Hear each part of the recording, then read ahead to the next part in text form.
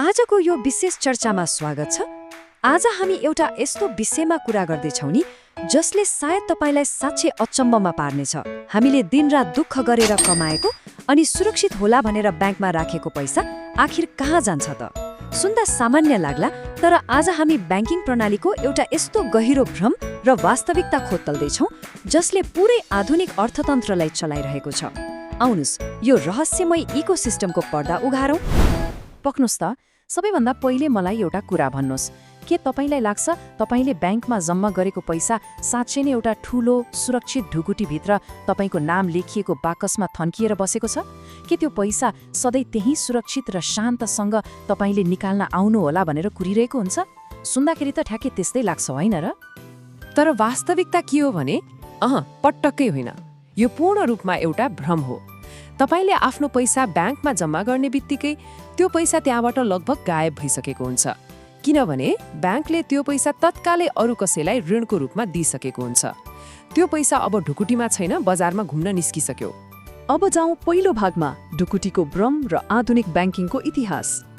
यो रोचक कथा नि 100औं वर्ष पहिले सुरु हुन्छ। मानिसहरू आफ्नो सुन सुरक्षित राख्न सुनारहरू कहाँ लैजान्थे र सुनारले त्यसको सट्टामा एउटा कागजको रसिद दिन्थे। बिस्तारै मानिसहरूले सुन बोक्नुको साट्टो त्यही कागजको रसिद नै साटासाट गर्न थाले। त्यसपछि सुनारहरूको दिमागमा एउटा गजबको आइडिया आयो। सबै मानिस एकै पटक आफ्नो सुन फिर्ता लिन आउँदैनन्, त्यसैले उनीहरूले ढुकुटीको सुन अरूलाई ऋण दिएर ब्याज कमाउन थाले। नेपालको कुरा गर्ने हो भने सन् 1880 मा तेजारत अड्डा स्थापना भएपछि बल्ल औपचारिक ऋण लेनदेन सुरु भयो अनि सन् 1937 मा नेपाल ब्याङ्क लिमिटेड खुलेपछि हाम्रो आधुनिक ब्याङ्किङको जग बस्यो।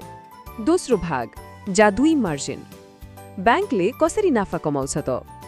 अब एउटा प्रश्न उठ्छ, यदि हाम्रो पैसा लगातार बजारमा घुमिरहेको हुन्छ भने ब्याङ्कहरूले ती ठूला भवनहरू, निशुल्क मोबाइल एपहरू र हजारौं एटिएम बुथहरू चलाउने पैसा कहाँबाट ल्याउँछन् त?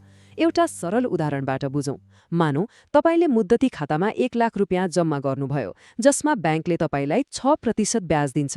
अब ब्याङ्कले त्यही 1 लाख रुपियाँ अर्को एउटा व्यक्तिलाई गाडी किन्नको लागि 11% ब्याज दरमा ऋण दिन्छ। पैसा उही हो, तर ब्याज दरमा हेर्नुस् त कति ठूलो अन्तर हो। यो 5% को जुन अन्तर छ नि, यसलाई नै ब्याङ्किङ भाषामा स्प्रेड वा जादुई मार्जिन भनिन्छ। र मुख्य कुरा के हो भने यही मार्जिन नै ब्याङ्कको नाफा कमाउने मुख्य इन्जिन हो। नेपालको सन्दर्भमा हेर्ने हो भने अहिले यो स्प्रेड दर औसतमा 4.21% को हाराहारीमा छ। हरेक दिन लाखौं ग्राहकहरूको खर्बौं रुपियाँमा यही जादुई मार्जिनले काम गरिरहेको हुन्छ। अनि यति मात्र कहाँ हो र? यो ब्याजको अन्तर बाहेक पनि ब्याङ्कले अन्य धेरै ठाउँबाट पैसा कमाइरहेको हुन्छ। तपाईको मोबाइलमा दिनौं आउने एसएमएस अलर्टको शुल्क, एटिएमबाट धेरै पटक पैसा निकाल्दा लाग्ने शुल्क, कार्ड परिवर्तनको चार्ज अनि खातामा न्यूनतम मौजदात नराख्दा लाग्ने जरिवाना, यी साना रकमहरू हेर्दा सामान्य लाग्छन्, तर लाखौं ग्राहकहरूबाट जोडिँदा यो ब्याङ्कको लागि एउटा विशाल आम्दानीको स्रोत बन्छ। तेस्रो भाग, डिजिटल स्कोरबोर्ड। रेमिटेन्स कसरी एउटा भ्रम हो? तपाईँ काठमाडौँबाट झापा वा पोखरा 1 सेकेन्डमै पैसा पठाउनुहुन्छ। के साँच्चै भौतिक नोटहरू गाडीमा राखेर त्यहाँसम्म पुर्याइन्छ त? पक्कै होइन। यहाँनिर एउटा अचम्मको डिजिटल भ्रमले काम गरिरहेको छ। जब तपाईँ कनेक्ट आइपीएस वा मोबाइल ब्याङ्किङबाट पैसा पठाउनुहुन्छ, यो ठ्याक्कै फुटबल खेलको स्कोरबोर्ड जस्तै हो। गोल हुँदा मैदानमा बल थपिँदैन नि, मात्र बोर्डको नम्बर बदलिन्छ। हो, यहाँ पनि डिजिटल लेजरमा खाताका अङ्कहरू मात्र परिवर्तन हुन्छन् अनि दिनको अन्त्यमा नेपाल क्लियरिङ हाउस र केन्द्रीय ब्याङ्क अर्थात् नेपाल राष्ट्र ब्याङ्कले रेफ्री बनेर ब्याङ्कहरू बीचको हिसाब किताब मिलान गर्छन्। चौथो भाग, फ्र्याक्सनल रिजर्भको तरङ्ग। यो पैसा निरन्तर रूपमा ऋण दिइने र फेरि जम्मा गरिने प्रक्रियाले अर्थतन्त्रमा एउटा विशाल चेन रियाक्सन अर्थात् तरङ्ग पैदा गर्छ, जसलाई फ्र्याक्सनल रिजर्भ ब्याङ्किङ भनिन्छ।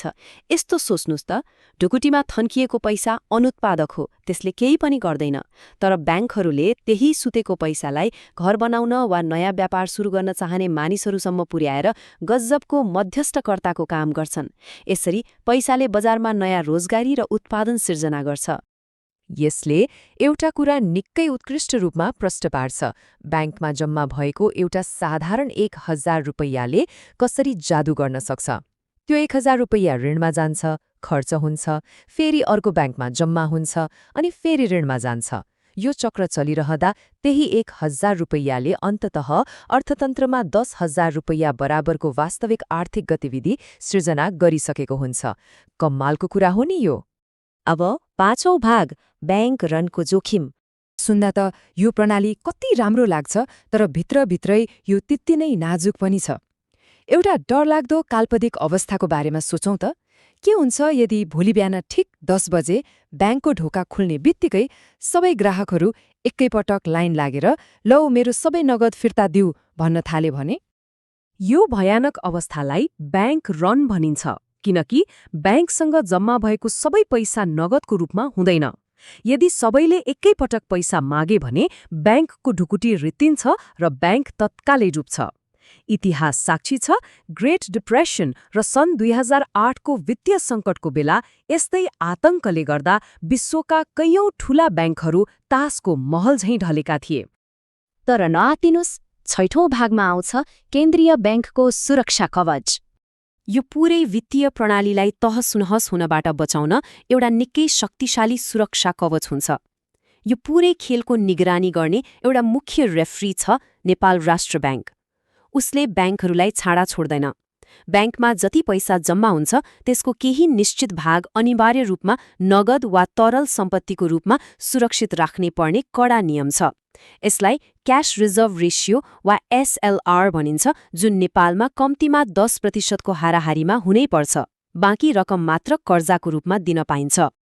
यसका साथै CD रेसियो 90% भन्दा माथि जान नदिने, पर्याप्त तरलता कायम गर्ने र आपतकालीन अवस्थामा अन्तिम ऋणदाताको रूपमा राष्ट्र ब्याङ्क आफैले पैसा उपलब्ध गराउने नियमहरू हुन्छन्। यी सुरक्षाहरूले गर्दा एउटा संस्थामा समस्या आउँदैमा त्यसले पूरै देशको अर्थतन्त्रलाई डोमिनो इफेक्ट जसरी ढल्न दिँदैन। अन्त्यमा एउटा गहिरो प्रश्न छोडेर जाउँ। के आधुनिक सम्पत्ति साँच्चै नै सुनले भरिएका ढुकुटीहरूमा अडेको छ त?